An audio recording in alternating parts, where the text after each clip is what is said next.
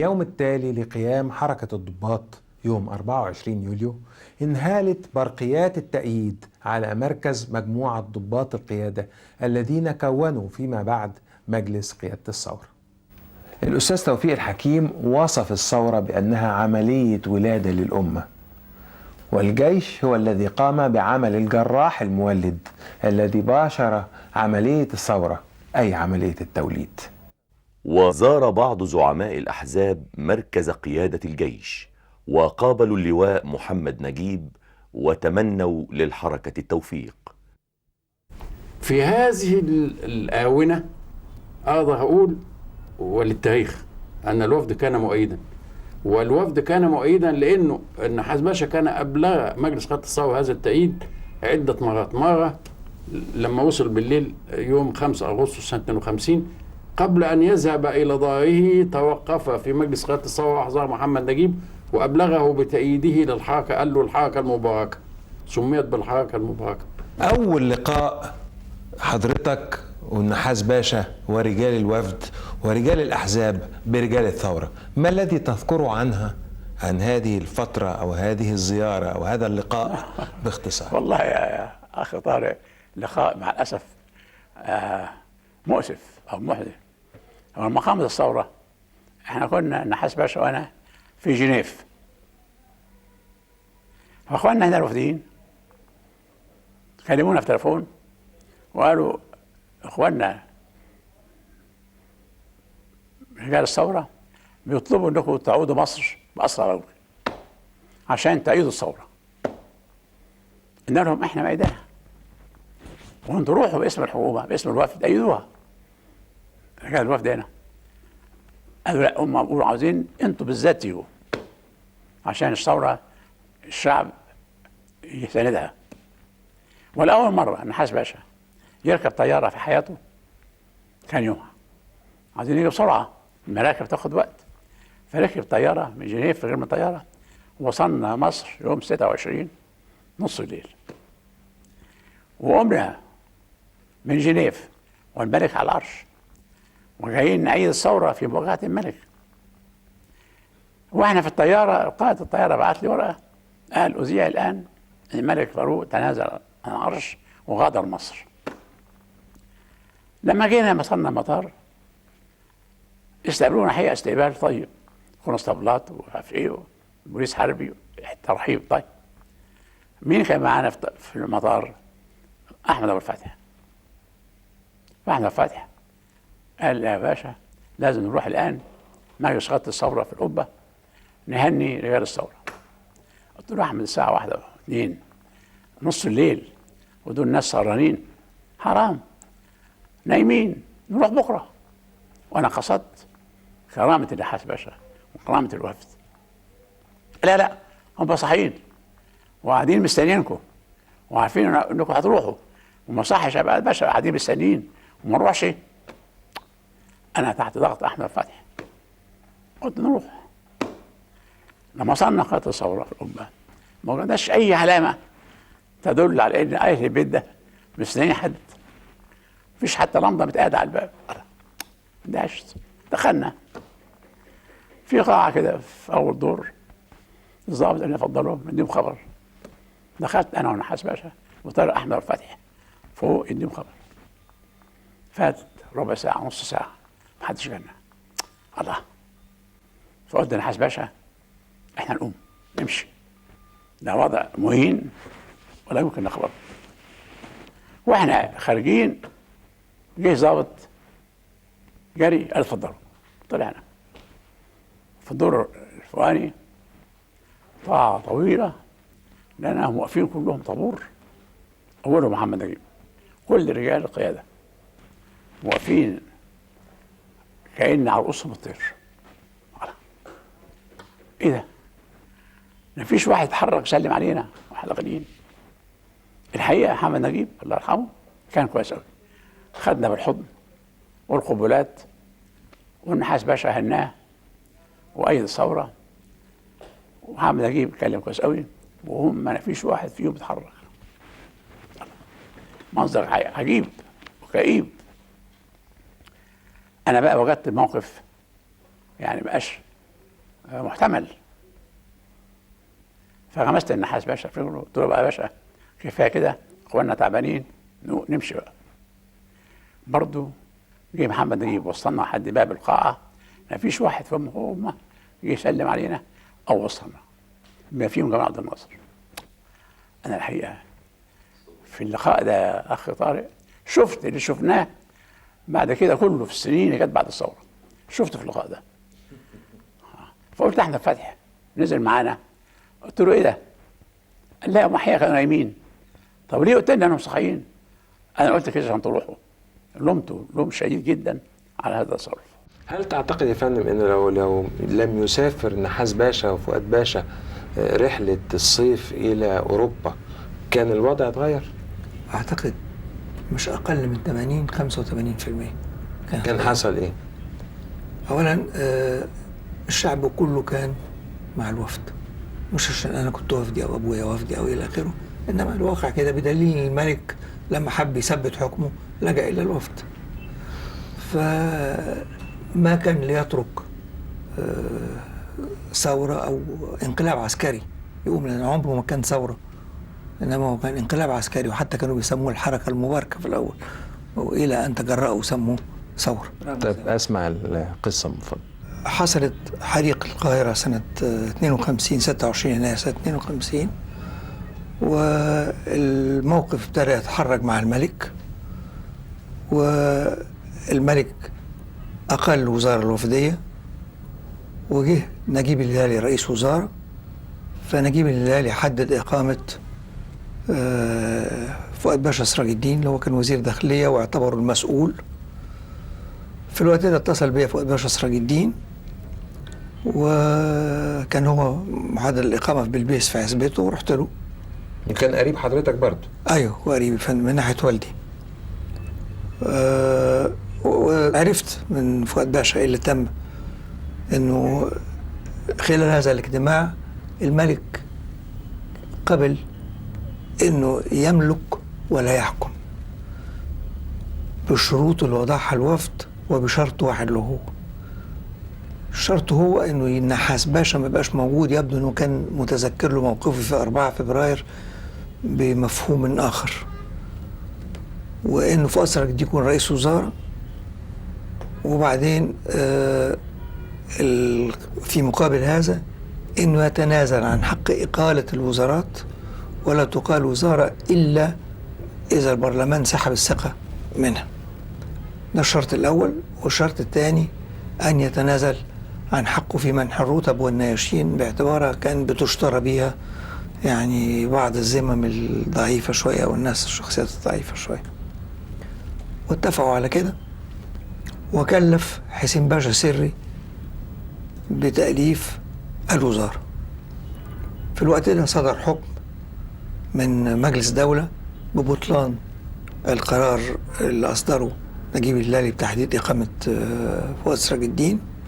المهم انه تحدد سفر الوفد نحاس باشا وعائلته وفؤاد باشا الى بريد لبان، وانا كنت معارض هذا جدا، وقعدت اتحايل على نحاس باشا على فؤاد باشا، انما يعني تدخلت بعض الناس اطراف، واسكت انت مالكش دعوه، خلينا نطلع نتفسح يغير قبل الانتخابات الى اخره. واول اجتماع لكم جميعا كثوار ناجحين كان امتى؟ لا، من يوم 22 بالليل. لا بعد الثوره ونجاحها بعد 26 بعد 26 استمرار الاجتماعات مستمره كذا شهر ورا بعض في مجلس سياده الثوره في الجزيره ولا في اسكندريه؟ في القبه وبعدين رحنا محل الهيلتون، كان فيه أشلاء بتاع قصر النيل ده، كان مكتبنا هناك. وبعدين خدنا بقى المبنى بتاع البحرية اللي كان في الجزيرة اللي على النيل اللي وراه الشيراتون دلوقتي، ده بقى مجلس سيادة الثورة. وبعديها بيوم أو 2 بعتوا رشاد، طيارة خدت رشاد مهنا وخدته على مصر. لما قامت الثورة 23 24 25 جاني أكثر من تلغراف لاسلكي، رسالة لاسلكية: احضر حالا القاهرة.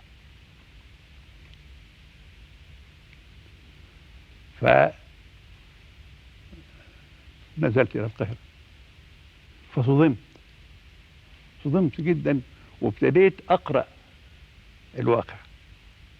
يعني كان هذا وصولي إلى القاهرة ابتداء أقرأ.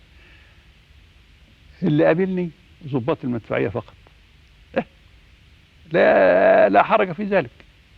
لما ذهبت للرئاسة لم يقابلني مخلوق ولم يسلم علي مخلوق إطلاقا، وهم مجتمعين في الداخل ومجتمعين في الخارج إطلاقا، حتى مجرد السلام أو الحمد لله على السلام. امال كانوا بيستدعوا حضرتك ليه؟ هذا سؤال يجاب عليه بالآتي. في يوم من الأيام وهم مجتمعين دخلت عليهم، مجتمعين لوحدهم، السلام عليكم وعليكم السلام. فبادرني جمال عبد الناصر وهو على رأسهم، قال لي أنت جاي تنقض على الثورة؟ أنا بهت، لأن معلوم الثورة عندهم فتة يلحقها أي مخلوق. الله، هو هذا معنى الثورة؟ أنت قلت له نقض عليها يعني إيه؟ قال لي مش كده بس، ومين قال لك تعالى؟ قلت له مين قال لي؟ مين اللي هيقول لي؟ مين اللي هيقول لي تعالى؟ قال لي احنا. قلت له مش ولا حد فيكم يقدر يقول لي تعالى أبدا. بعد شويه جدل فهموا انه هو انا اجي واروح زي ما انا عاوز، افهمته ان انا جيت بعد طلبكم 3 مرات.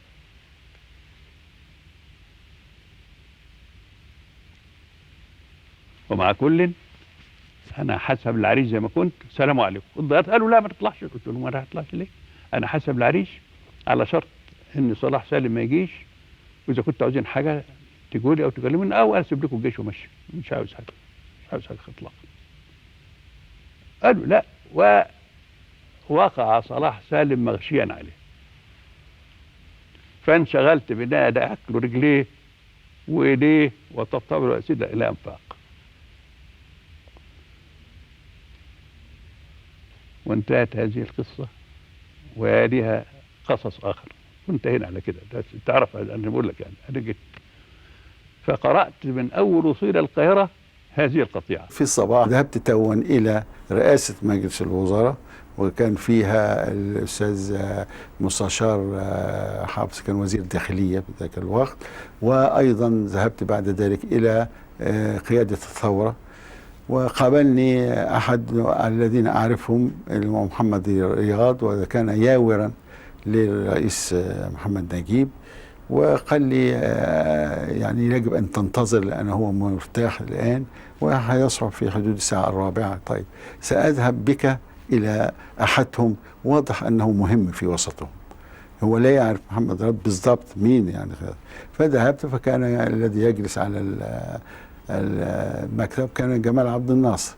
هل استشعرت بعد ذلك بأنه العسكريين ابتدوا يستولوا على كل مناصب والمفاتيح في الإذاعة، ولا تركوكم تعملون عادي؟ لا، تركونا نعمل. أنا عايز أقول لحضرتك إنه لما حصل ده وبعد ما طلعنا بقى مشيت من المحافظة، رحت على الإذاعة، فنبهت عامل التليفون، قلت له ادعوا جميع موظفي الإذاعة يجوا، وأديت بلاغ تاني إنه تلغى جميع الأجازات، وعقدت اجتماع كبير فيه كل الرؤساء الأقسام ورؤساء الإدارات والناس اللي يعني المهيمنين يعني على الإذاعة، وقلت لهم إنه دلوقتي المسألة في إيد الجيش، ودول ناس معاهم القوة، وإحنا ملناش إلا ننفذ ما يشاءون.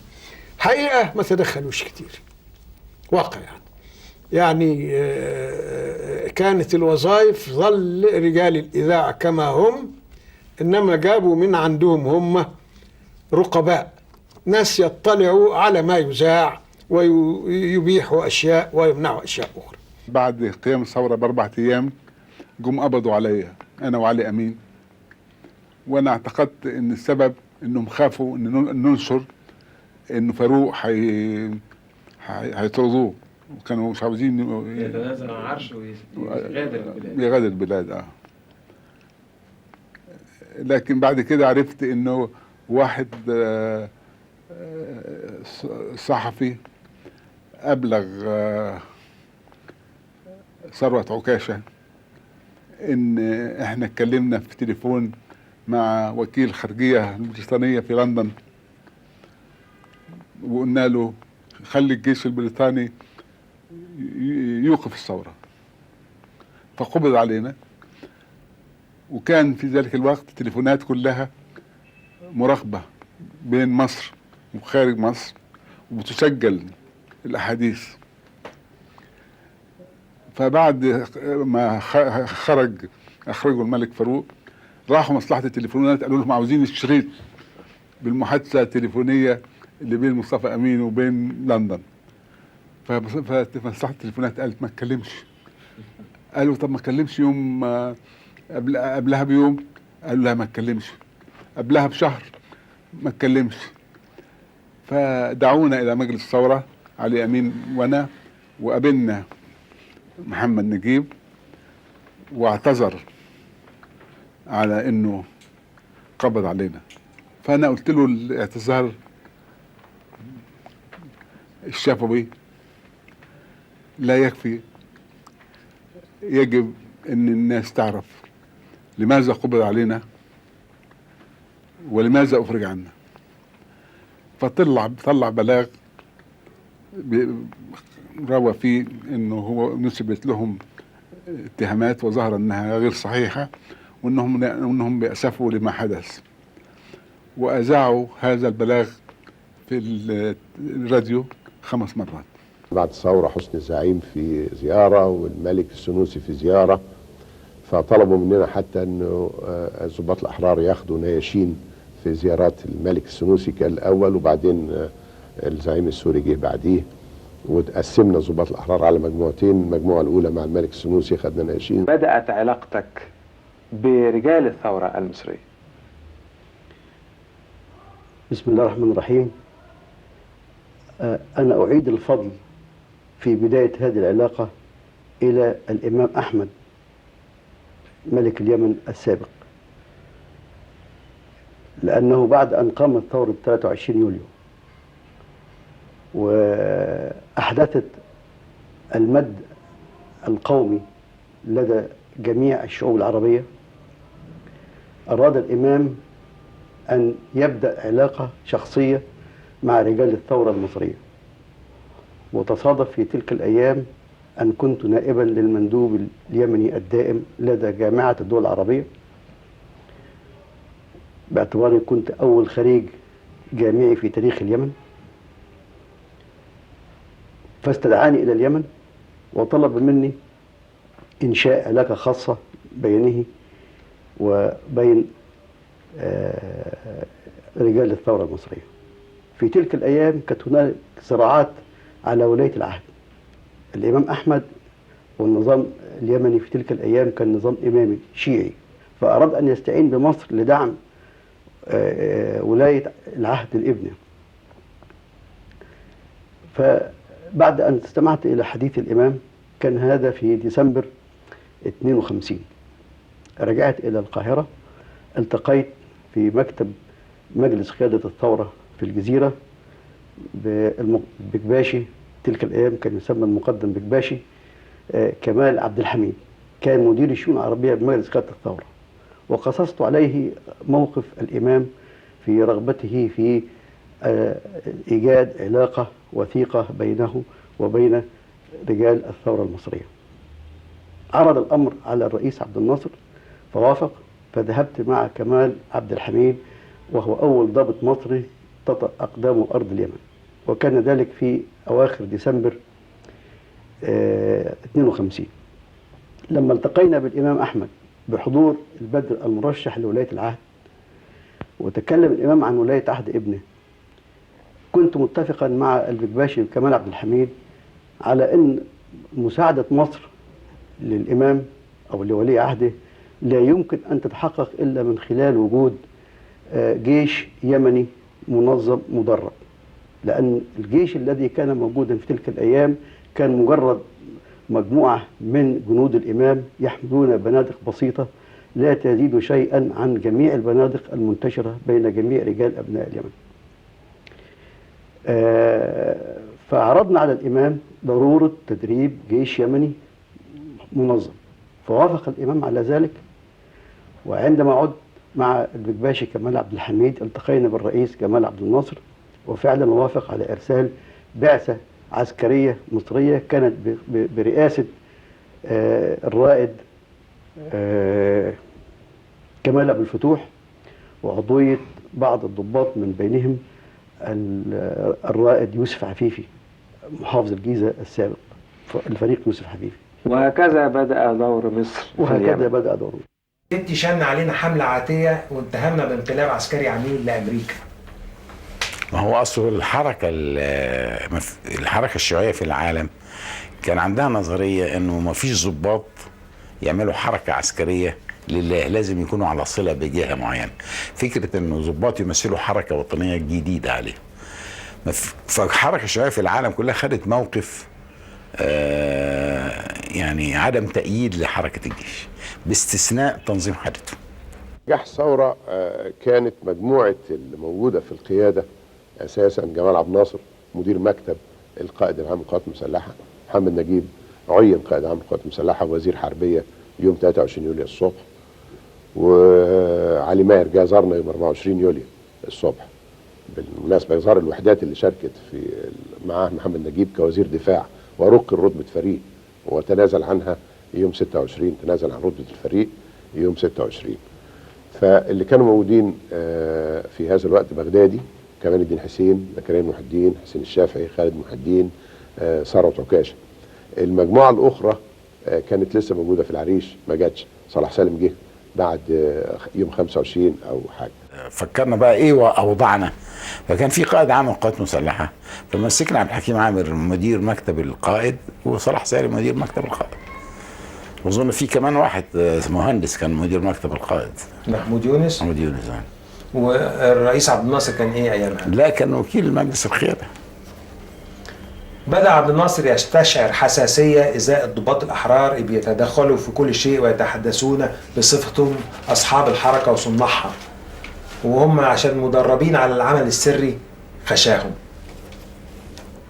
طبعا هو كان عايز بسرعة ما تظلش قضية الضباط الأحرار دي قضية حية، لأنه ما دام في ضباط أحرار لازم يقعد معاهم ولازم يستمع لهم ولازم يقدم تقارير. فهو ما كانش مبسوط من حكاية نشاط الضباط الأحرار، كان عايز القوات المسلحة تبقى قوات مسلحة وقيادة الثورة تبقى قيادة الثورة، لكن ده طبعا كان استحالة. بمجرد نجاح الانقلاب وتسلم مجلس قيادة الثورة سيادة الحكم والحكم، الضباط الأحرار لم يكن لهم بعد ذلك أي دور.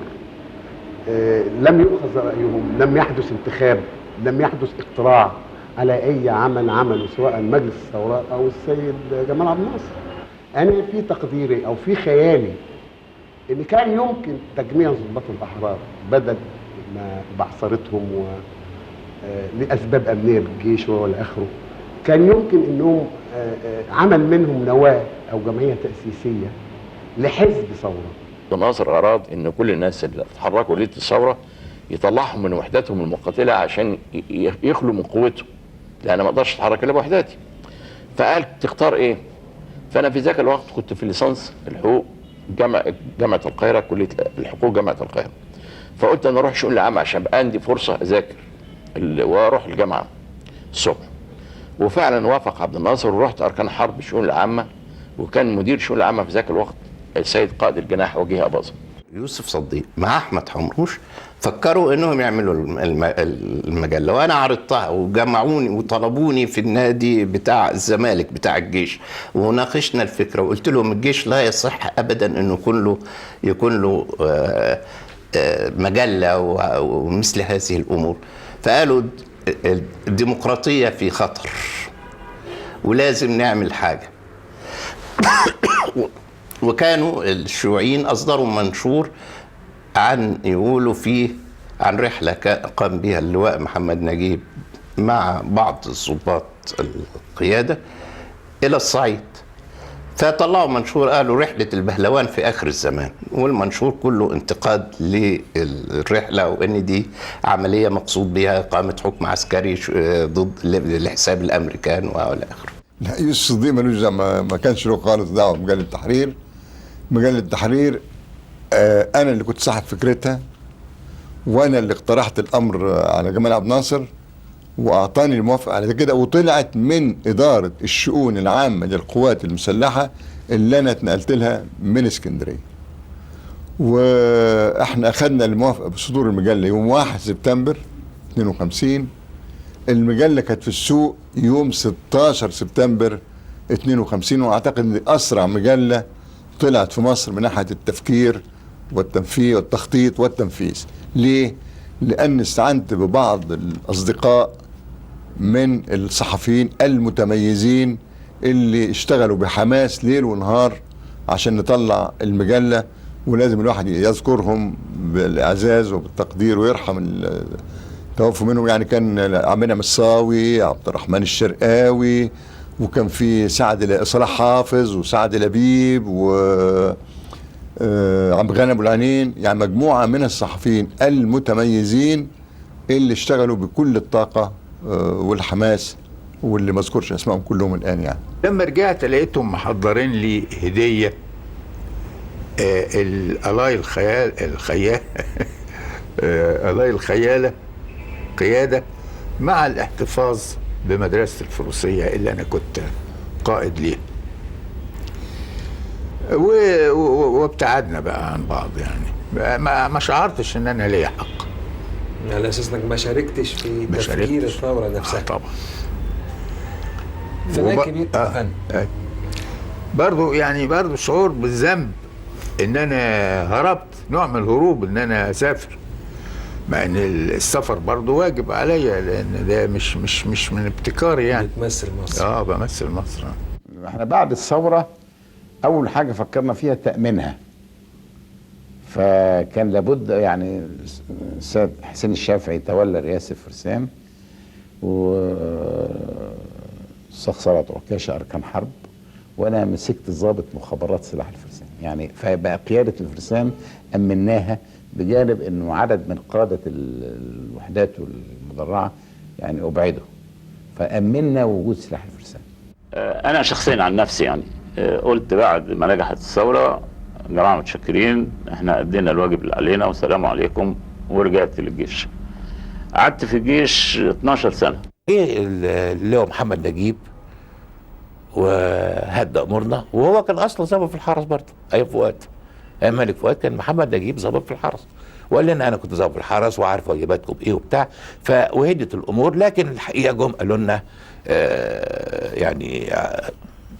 وكل واحد يختار الوحده اللي حب يروحها، وابتدى تشكيل الحرس ياخد شكل اخر. يعني بعد 3-4 ايام من الثوره امرت بان انا اروح المخابرات الحربيه لتطعيمهم ببعض ضباط الاحرار، فما عجبنيش العمل هناك، ما حسيته مش من طبيعتي، فرحت تقدمت بطلب ان انا عاوز ارجع لوحدتي وهي كتيبه 13. ففي نفس اللحظه قابلني السيد زكريا محي الدين وعرض علي ان اعمل معاه سكرتير عسكري، وهو مدير بمعنى اخر انه في ذلك الوقت كان بيطلق عليه سكرتير عسكري، وعملت معه كسكرتير عسكري في المخابرات الحربيه والمخابرات العامه ووزاره الداخليه حتى سنه 58. الحقيقه طلب مني السيد زكريا محي الدين، وده الواحد طبعا بيكن له احترام كبير جدا، طلب مني بعد الثوره مباشره بقى بعد تكليفات معينه، وقامت العلاقه من خلال هذه العمليه. وانتظرت انا برضو في القياده، كلفت بان انا يعني ابقى يعني مسؤول عن امن القوات المسلحه، ومعي زملاء مفيش كلام، ولا يعني معي زملاء ومعي اجهزه المخابرات العسكريه، الزملاء اللي هم تولوا قيادات من ناحيه قيادات عسكريه من ضباط الاحرار او من خلافهم، وكنا بنجمع المعلومات اول باول ويعني نصفي اي مشاكل باستمرار. يعني اجتمعتم امتى كضباط احرار لتحتفلوا بانتصاركم؟ ولا ما حصلش؟ يعني ما حصلش ابدا ان احنا اجتمعنا عشان نحتفل بانتصارنا، لان كل واحد قضى دوره، وبعدين قعدنا في الاشلاءات بتاعتنا. يعني احنا من الناس، ويمكن ضباط الفرسان الوحيدين اللي ما حدش منهم خرج بره السلاح ابدا. هل الضباط الأحرار هم اللي استمروا في القيادة وفي الإدارة ولا دخل عليهم ضباط آخرين؟ للأسف الشديد يعني مدى علمي أنهم لم يستمروا أبدا، لم يستمروا لا في إدارة ولا في مناصب خارجية أبدا. ليه فندم؟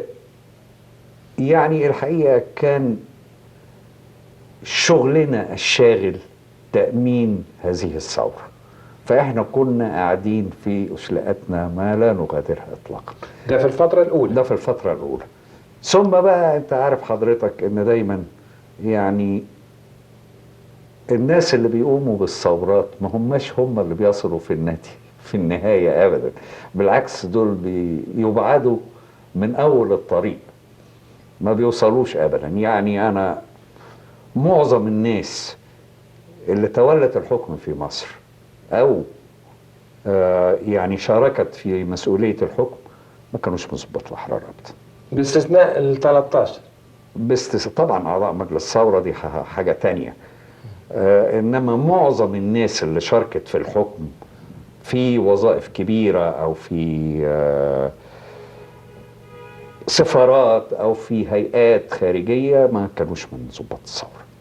شوف، أول ما قامت الثورة وقنبلة فرقع في اسكندرية، قنبلة فرقع في أسوان، يقبضوا على يوسف رشاد في مصر. لكن يوسف رشاد كان على علاقة قديمة قوي مع أنور السادات في مرسى مطروح في الثلاثينات، وكان صديقه جدا، وكانوا تقريبا عايشين مع بعض يعني، فجت الصداقة بينهم من هنا.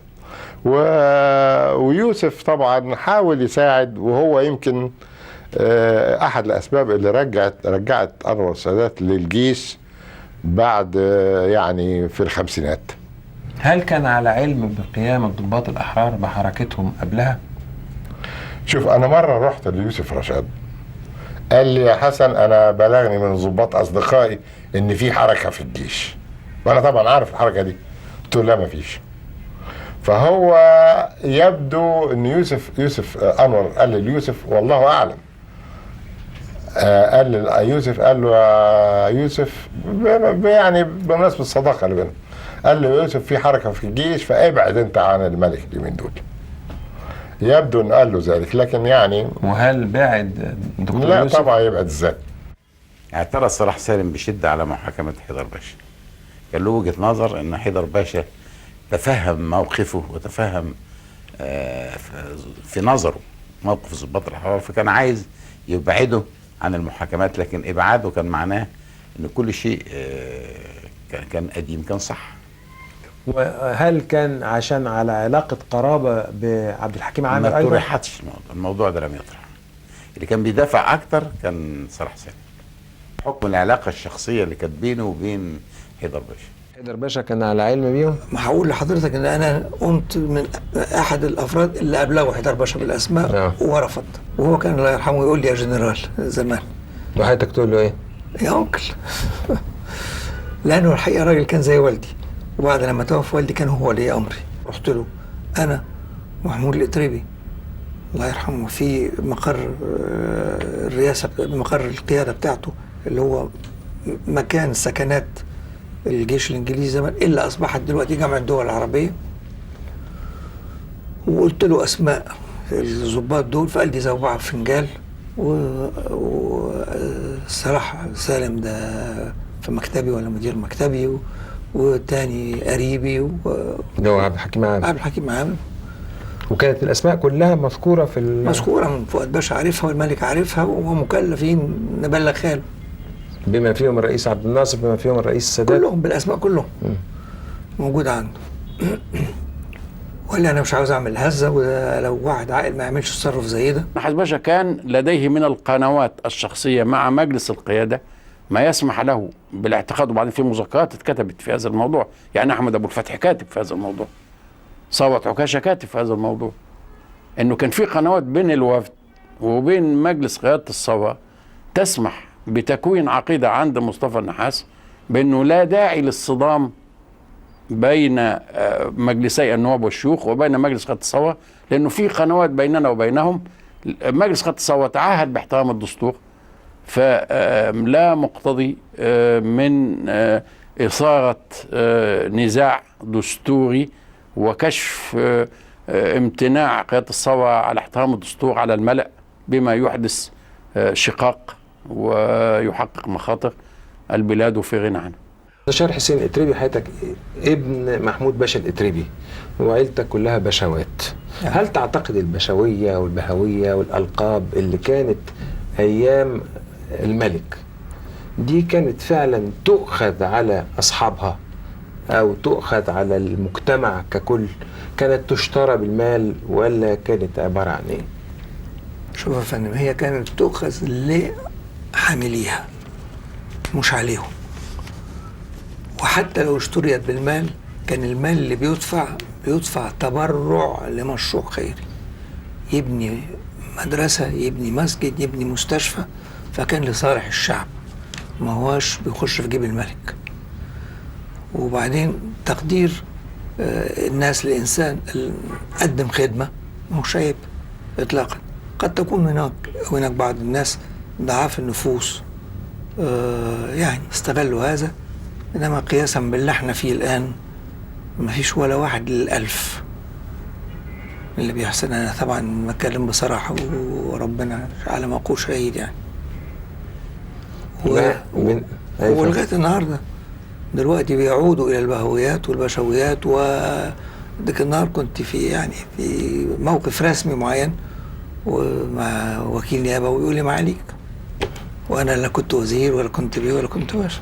الوصي على عرش مصر في سنة 52 ماذا يذكر عن هذه الفترة، عن فترة تكوين مجلس للوصاية عن العرش، وليه اختاروا حضرتك بالذات وقد كنت من كلامك مش من مؤيديهم أو اللي هم يعني ميالين إليهم؟ لا أنا لا يظهر أنا أخطأت بالتعبير. نعم. أنا مش ميال إليهم أو ضدهم، لا لا لا، أنا لست معهم. خد بالك يفرق بين الاثنين، لست معهم، إنما أنا ما كانش عندي الروح العدائية إطلاقا، ما كانش عندي الروح العدائية إطلاقا، وإلا كانت حرب أهلية وهذا اللي تفاديته. لأن أي واحد يعرف الجيش لو كنت أنا صرت كان لها موقع تاني، إنما أنا الحمد لله ربنا وهبني العقل، فكرت علشان فلان يتولى أو فلان يتولى تزهق أرواح بالعشرات بالألوف وتكسر مؤسسات وكسر مؤسسات، وقلت لا يمكن، فلان تولى خلاص فلان تولى. وقلتها شفاهة وصراحة في سلاح المدفعية وهو سائر، قلت إذا قام بهذه الثورة باشا فنحن وراءه، لا دخل لا فلان ولا، ليست أسماء تسبب ولا حاجة، إنما هي أفعال وإحنا وراء. فهنا أنا مش مضاد، خد بال سيادتك، مش مضاد ولا لا أبدا. دي كانت فكرة، وفكرة الثورة عشان أديك فكرة اللي هم بيظنوها هم اللي فعلوه، إنما الثورة عندنا إحنا كان لنا جانب آخر، وهو أن يقوم الشعب بالثورة ويحميه الجيش. يعني اللي كان عندي أنا أن يقوم الشعب بالثورة ويحميه الجيش، ده كان بمعنى الثورة. ولذلك فوجئت لما قالوا احنا هنقوم بالثورة زي ما قلت لك في العريش، لأن ده مش وقته، لأن الثورة احنا ما نقومش بثورة، احنا ما نقومش بثورة، لأن أي واحد يقرأ التاريخ أو أي واحد يقرأ دائما عليها لا لها، عليها لا لها، لا يمكن، وهو اللي ما حصل يعني. طب نتكلم على مجلس الوصاية يا فندم. مجلس الوصاية أقول لك ملخص كلام صلاح سالم كتبه في المجلة، قال احنا ورشاد مهنا في الجيش لا يمكن، لا بد من القضاء على أحدا، ده كلام. ولذلك احنا حبينا نخلص منه ونديله أعلى المناصب، حتى إن معاونوه أو حاجة إذا تكلموا نقول لهم لا احنا إيه ادينا أعلى مناصب. فكانت عملية الوصاية عملية خلاص منه وليست وديعة بين يديه، خد بال سيادتك، خلاص منه. يعني الاختيار مرغمين عليه ان لا يروح فين، يروح الوصاية، وزي ما يفهموا ان الوصاية يعني لا علاقة له بكذا وكذا وكذا وكذا وكذا، مش عضو مثلا في الثورة ولا حاجة أبدا، مش ممكن. حضرتك كنت أنت ومين؟ كل الوصايا احنا كنا 3، الأمير محمد عبد المنعم وبهي الدين بركات باشا وأنا. وحضرتك كنت لسه رجل عسكري؟ رجل عسكري. طب كنتوا بتعملوا ايه يا فندم؟ على فكره رجل عسكري، اول واحد طلعوه جيش، ثاني يوم في الجيش انا. ثاني يوم في الثوره؟ على طول. يبقى ما كنتش ايامها رجل عسكري. خلاص. طب كنتوا بتعملوا ايه يا فندم في مجلس الوصايا؟ يعني كوصي على العرش ماذا الملك، عمليه الملك، عمليه رئاسه الدوله، مفيش حاجه ابدا.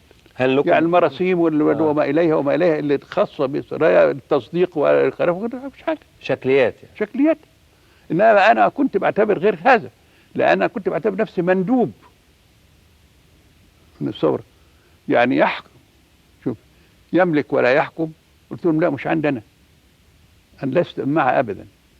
نحكم، نملك ونحكم، لان الوقت والجو غير كده.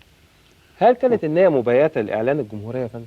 النية كانت مبيتة على إعلان الجمهورية عند المناسبة، عند ما تستكمل مصر شكلا وتكون الموضوع الحاجة. يعني تاخد بها سنة 2 3 وهو تحت الوصاية، وبعدين نكون أهلنا الشعب وتأهل الكله، وبعدين تعلن الايه؟ الجمهورية. ولكن اللي حصل غير كده. ازاي يا فندم عينت وزيرا للمواصلات؟ شرط الوصاية أن يكون أميرا أو وزيرا، فلأكون وصي لابد أن أكون وزير ثم فعينت وزيرا للمواصلات، وبناء عليه أصبحت ممكن أتعين في الإيه؟ في الوصاية، وقد كان. بعد قيام الثورة بحوالي أسبوع أو 10 أيام جاء المرحوم قائد الجناح وجيه أباظة، وأصبح له مكتب في الإذاعة يتردد عليه يوما بعد يوم، لابد وأنه كان له قول فيما تبثه الإذاعة في تلك الأيام. وزير الإرشاد القومي بعد ذلك، بعد الأستاذ فؤاد جلال، كان المرحوم صلاح سالم. فبالقطع كان للثورة هذا القول مع الإذاعة حتى يتمشى ما يذاع مع الأهداف التي قامت من أجلها الثورة، شيء يعني مفروغ منه. كنت أول مدني تحدث في الإذاعة المصرية بعد بيان محمد نجيب مباشرة. استدعاني الأستاذ محمد فتحي اللي كان رئيس الإذاعة، وقال إنك أنت اللي لازم تكون أول مدني يتحدث. فطلبت في هذا الحديث إغلاق الملفات القديمة والاتجاه بالديمقراطية وببناء مصر في المستقبل. فده يعني الهدف بتاعي المستمر.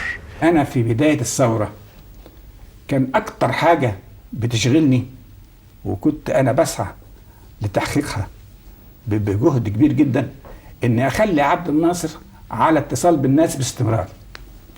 وجبت له الناس من مختلف القطاعات، جبت له أحمد عبود باشا، وجبت له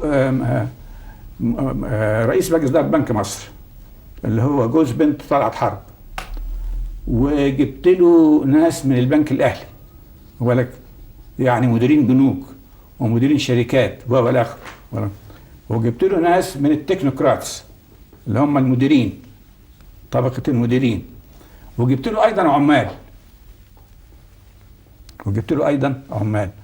فكان باستمرار عامل أنا ترتيب إن كل يوم لازم يقابل، واخد بالك، 2 3 أو 4 بقدر ما يتسع الوقت، عشان يسمع من الناس بالك وبلسانهم ايه اللي حاصل في البلد، ايه القرارات اللي عملها مجلس قيادة الثورة وهم رأيهم ايه.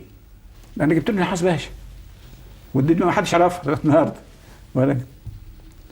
وجبت له صلاح الدين اللي كان وزير الخارجية، كان في المعادي، جبت له حياتك حد من الأحزاب الأخرى، من الإخوان إلى آخره؟ انا اول واحد يعني تقريبا من اوائل الناس اللي جابوا له بتوع الاخوان، لان بنت الهضيبي كانت زميلتي في كليه الطب اللي هي مرات الدكتور علي مرعي مخلوف. فزي ما قلت لك احنا كنا حاسين ان الشعب يعني مسرور جدا لان الثوره دي اتعملت ونجحت، واخد بالك، لكن احنا حسينا ان احنا قاعدين على الهوا، مفيش تحتينا قاعده شعبيه نحركها وقت اللزوم دعما للقرارات بتاعتنا، واخد بالك. نزلت انا وهو مروحين من جمال عبد الناصر، قلت له والله انا ملاحظ ان الضباط يعني اتنطورت، يعني كل واحد بيروح حته يقول انا مندوب القياده وانا مندوب القياده وانا مندوب القياده، وانا رايي ان الجيش لازم يتلم. يعني دي حاجه، الحاجه الثانيه ان في كلام بيصدر عن بعض اخوانك ما يوديش الى الرابطه القويه بين من قاموا بالثوره. والكلام اللي بقوله ده انا مستعد اواجه بيه اي انسان، يعني لو هقول فلان مستعد لمواجهته. تديني حياتك مثلا؟ والله هو في مثل بغض النظر عن اشخاص، ان مثلا الاعضاء مجلس الثوره يخشوا القياده مليانه ضباط، فما يسلموش على ضابط مثلا. يعني طب ليه ما تسلمش على ضابط؟ ده انت اللي محتاج له. انا وجهه نظري كده، يعني انا اللي محتاج ان الراجل ده يبقى قلبيا معايا. بس قلت له يعني مثلا اخوانك مثلا يمر على ضباط ما يسلموش عليهم، انا يبقى قاعد في المكتب وعندي 2 3 ضباط وحد صباح الخير يعني بس ما يسلمش على ليه؟ الحاجه الثانيه طبعا ان في ناس بره بسمع ان لهم تصرفات مش يعني مش هي اللي صح. يعني قال لي عباس عموما انا يعني الصبر شويه، هختار مكان، وفعلا المكان تقريبا اخترته اللي هو مجلس قيادة الثورة اللي في الجزيرة اللي جنب شيراتون الجزيرة. وهيبقى هنا يعني انتوا عسكريين صرف، انت هنا عبد الحكيم والقيادة العسكرية كلها هنا، ومفيش حتى اجتماعات لا مجلس وزراء ولا مجلس ثورة، معظمها هيبقى هناك، واديك موجود هنا معايا ومع عبد الحكيم مش تخلص. يحضرني الآن سؤال مهم جدا مرتبط بحضرتك، اللي هو محاكمات الثورة. هل محاكمات الثورة، وحضرتك كنت أول رئيس لأول محكمة ثورة؟ لا، كنت مجلس عسكري عالي محاكمة العمال في كفر الدوار اللي قاموا بشغب وهدموا وابتدوا يكسروا في المصنع بتاعهم نفسه، ونتيجة هذا التعدي مات 11 واحد، 8 من العمال و3 من العساكر، عساكر البوليس. يعني حصل تبادل اطلاق النار ما بين القايمين، العمال اللي قايمين بمظاهرة والبوليس، كان نتيجته 8. فأنا الموقف كان قدامنا كده، جه وكان لسه عملناش اي حاجه، فانا تطوعت، لان انا طبعا انا اكبر تجربه فيهم. يعني هم كانوا لا شافوا تجربه في الحياه، نقدر نقول زي ما حضرتك عايز تقول قليل الخبره. قليل الخبره. فانا قلت لهم انا اروح مجلس عسكري ويايا بقيت اعضاء مجلس عسكري، ونروح نحاكم الناس دول، عشان ما كناش نعمل محاكمه سريعه. المحاكمه المدنيه بتاخد سنين. طب حضرتك كنت مين معاك اعضاء؟ حضرتك كنت رئيس كان ويايا حسن ابراهيم، عبد العظيم شحاته، فتح الله رفعت، وكان نائب حكام عبد المنعم مراد. هل ده كان بدايه مواجهه الشيوعيين في مصر؟ ده ايوه كان بدايه مواجهه الشيوعيين في مصر، لان هذا خميس يعني تصرفاته وكلامه كلها. يعني موسى صبري جه في الجلسه وقال انا مستعد تدافع عنهم. فهو رفض، قال لك لا انا دافع عن نفسي. كلامه بقى وبتاع بني ادم متمرن على الحاجات، يعني كدر شيوعي 100%. هل كانت الأحكام مسبقا معروفة قبل صدورها عليهم بالإعدام؟ يعني كنتوا اتفقتم على ذلك؟ يعني أبدا لم نتفق على شيء، بدليل إن كان الأول خميس هو المدان. ليه؟ لأن كانوا شايلينه المتظاهرين شايلينه على أكتافهم، وقعد هو يقول ينادي بشيء يسقط الظلم، يسقط مش عارف ايه، يسقط ايه بتاع كلام زي كده، وهم وراه. دي المظاهره اللي ابتدت تكسير البتاع. والقانون كان، انا كنت بحكم بالقانون المدني، قانون الاحكام العرفيه اللي كان صادر اياميها ولا زال موجود لغايه دلوقتي. يعني في قانون موجود ان اي مظاهره تكون نتيجتها موت حد من المتظاهرين او من البوليس، فالقائد بتاعها يحكم عليه بالاعدام. فاحنا لا نعرف كام القوات ولا نعرف اي حاجه. لما رحت انا بقى كان مفيش قدامي غير خميس، وبعدين موسى صبري جه تطوع بانه يدافع عنه، وكان في متهم واحد متهم بالبقري متهم بانه كان بيكسر مع الناس جوه. فموسى صبري بقى كان لسه متخرج باينه من الكليه، ملوش اي تجربه في الدفاع ولا حاجه زي كده. جاب مرات خميس كشاهد نفي، مرات البقري كشاهد مراته هو، عشان يقول هو ما كانش له دعوه بحاجه وهو كان في البيت ومش عارف ايه. فهي جت قالت صحيح هو كان بايت عندي في البيت ومش عارف ايه، وبعدين الصبح لقيته خارج. قال لي راح، قلت له رايح فين؟ قال مالكيش دعوه ليا انت. ورحت بعد كده اشوفه لقيته واقف مع عساكر مع عمال بيكسروا الحاجات ويجمعوا بتاع ويحرقوا فيها. فلبسته كقائد من قوات يقول لهم يلا يا اولاد يلا يا اولاد احرقوا وكسروا. دي هي اللي قال شهد عليه بكده. فما كانش قدامي غير ان ادخله كمجرم نمبر 2.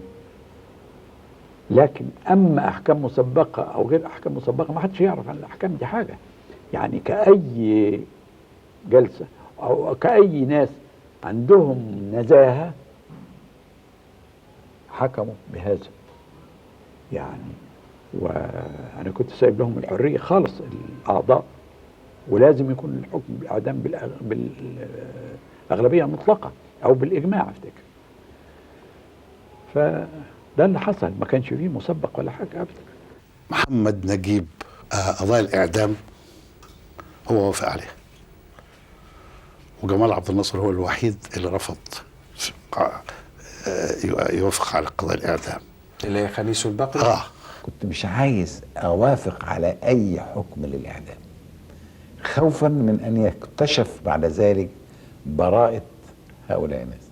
وكان عندي قصة اول مايو، الجماعة اللي في امريكا دول اللي اتهموهم انهم عملوا حرقوا المصنع وما اعرفش ايه، وبعد كده اكتشف ان البوليس هو اللي رتب وانه لبسهم القضية. قصة اول مايو.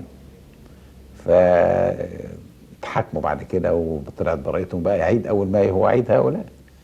كانت القصة دي عندي في غاية الأهمية، وعشان كده كنت أنا حريص إن ما فيش مبرر لصدور حكم الإعدام، وكان جمال عبد الناصر عنده الاتجاه ده. أول ما حصل محاكمة للعمال وتم إعدام بعض العمال، أظن حاجة اسمه البقري وخميس في كفر الدوار، أنا بدأت قلبي انقبض وقلت لأ، ده احنا داخلين في مسائل زي بتاع أمريكا اللاتينية، وداخلين في مسائل زي اللي كانت حاصلة في سوريا، وسلسلة من الغلبات العسكرية، وأن الشعب المصري سيكبت.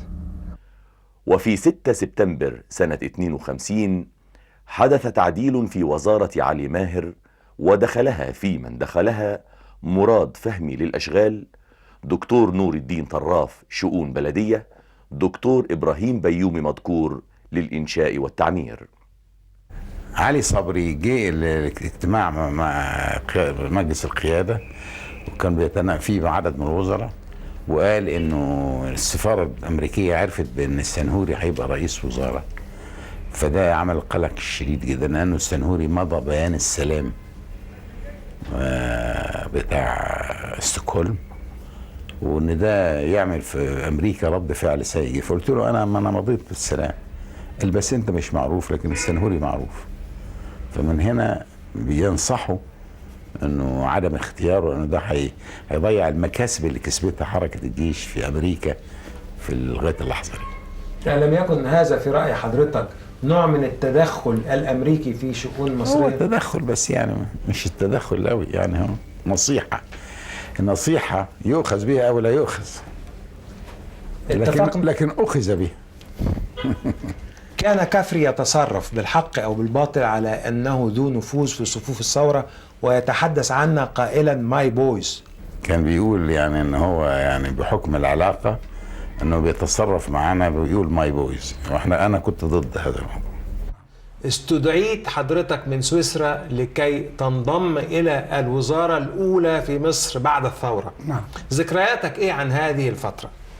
ذكرياتي عن هذه الفترة هي غاية كنا ننشدها، ولكن مع الأسف التنفيذ لم يجاريها، وكانت النتيجة أن بقائي في سويسرا وعودتي إلى مصر لم يخطو بنا إلى الأمام الخطوة التي كنا ننشدها.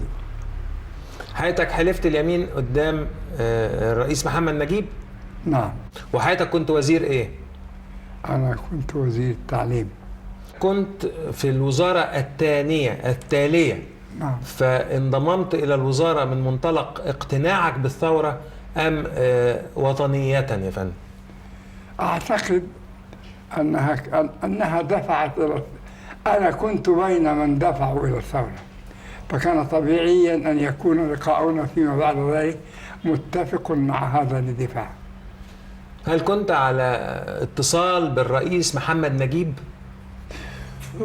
لا، يعني اتصال بقدر الرسميات. إذا كان هناك لقاء في مشكلة رسمية لا أمانع أن أكون في وفد أو رئيسا لوفد يمثل البرلمانيين ليتناول الحديث مع المرحوم نجيب، ولكن لم يكن تنظيما أو ترتيبا لحركة معينة. أنا يمكن ما أعرفش أبررها لغاية دلوقتي ليه اختاروني، يعني لغاية دلوقتي أنا مش لاقي لها مبرر.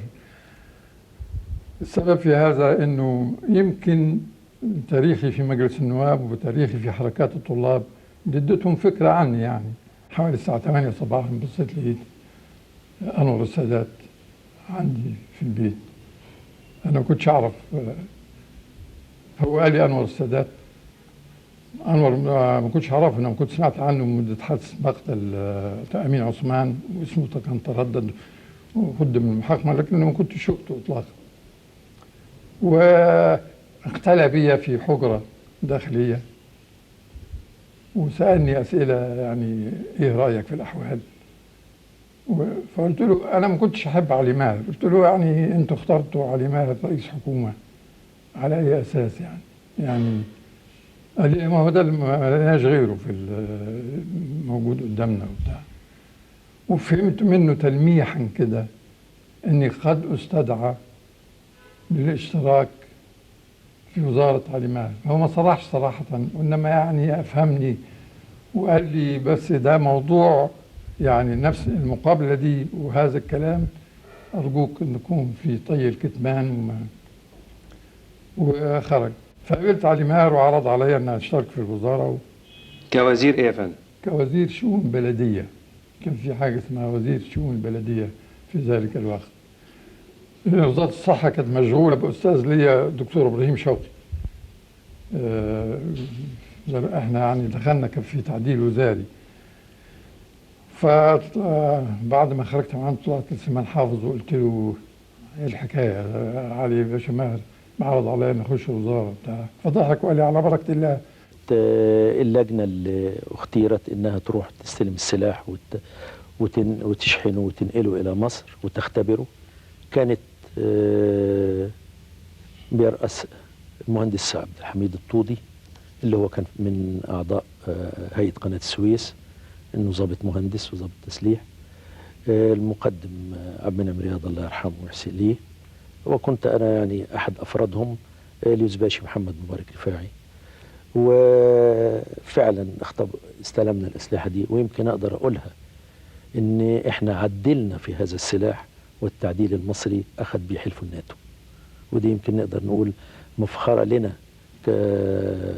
كضباط مدفعية. ما أنا برضو هقول إن إحنا يعني مش تعصبا، لكن دي حقيقة إنه تم فعلا تعديل هذا المدفع، وهذا التعديل أخذ به وأقر وتسلح به حلف الناتو في ذلك الوقت. والمدفع طبعا خدم في القوات المسلحة بعد كده. مش أقول إن هل خدعوا علي باشا ماهر وابنه، إذا كان له ابن يرد على كده؟ يعني مش عارفة. وزارة علي ماهر بعد ما دخلت بيومين حصل خلاف بينهم عشان قانون الإصلاح الزراعي، واستقال وأرغم استقال على الاستقالة. إن الإصلاح الزراعي في رأينا كان وسيلة لتحرير الفلاحين، ولم يكن قصدنا منه زيادة الضرائب على الملاك.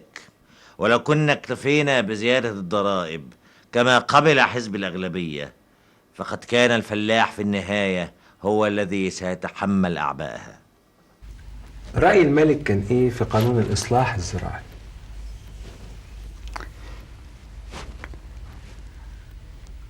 رأيي نريمان إن كان لازم يبقى يعني يعملوا قانون الإصلاح الزراعي في صالح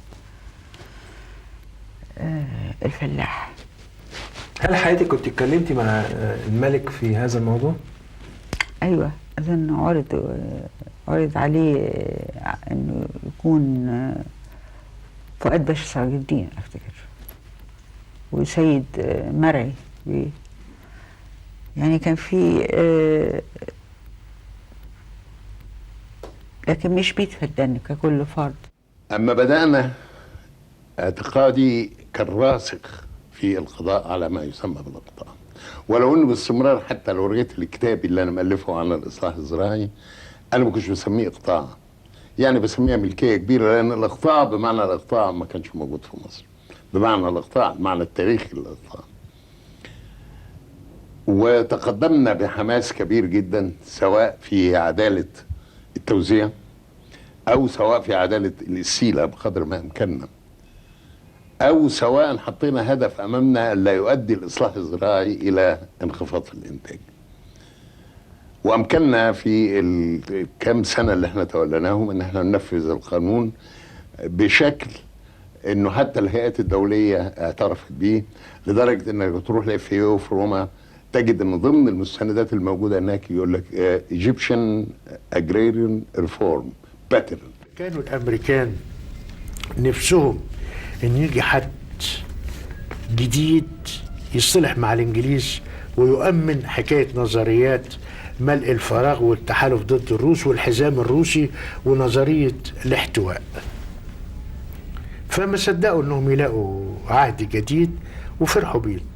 ولذلك تلاحظ انت انه لو تشوف الاجتماعات اللي كانت بتعقد بين الثوار وبين الملحق العسكري الانجليزي، ولكن اكتر بين الثوار وبين جيفرسون كفري، لدرجه انه جيفرسون كفري في الفتره من 23 ل 26 بعت اسامي كل ضباط الثوره ما عدا واحد لواشنطن، دليل على انه في اتصالات بقت قويه بمجرد قيام الثوره. ادي واحده.